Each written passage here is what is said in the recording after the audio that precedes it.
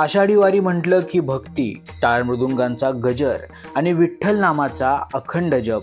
पण यंदा या परंपरेला एक नवी दिशा मिळाली, कारण यंदाच्या वारीत प्रथमच पाहायला मिळाली जनजागृतीची वारी.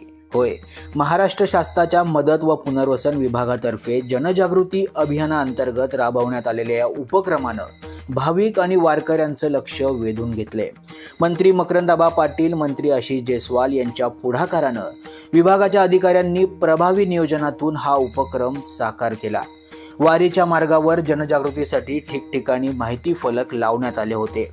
फिरती LED व्हॅन, माहितीपट यांच्या माध्यमातून शासनाच्या विविध योजनांची माहिती प्रभावीपणे देण्यात आली. पथनाट्य, भारूड, वासुदेव, लोकनाट्य यांसारख्या पारंपरिक लोककलेच्या माध्यमातून सामाजिक संदेश पोहोचवण्यात आला.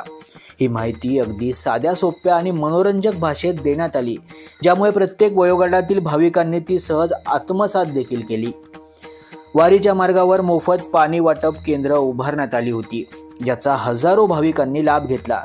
हा उपक्रम केवळ माहितीपर नव्हता, तर सेवा आणि समर्पणाची प्रचिती देखील देणारा ठरला.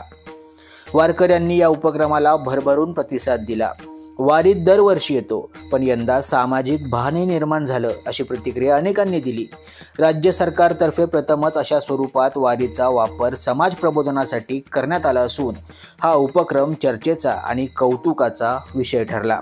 वारी संपली, पण जनजागृती वारीचा ठसा अनेकांच्या मनावर उमटलाय. भक्तीच्या पायघड्यांवरून आता जबाबदारीचीही पावलं चालू लागली आहेत. महाराष्ट्र शासनाच्या मदत व पुनर्वसन विभागाच्या या उपक्रमाचं सर्वच स्तरातून कौतुक होतंय.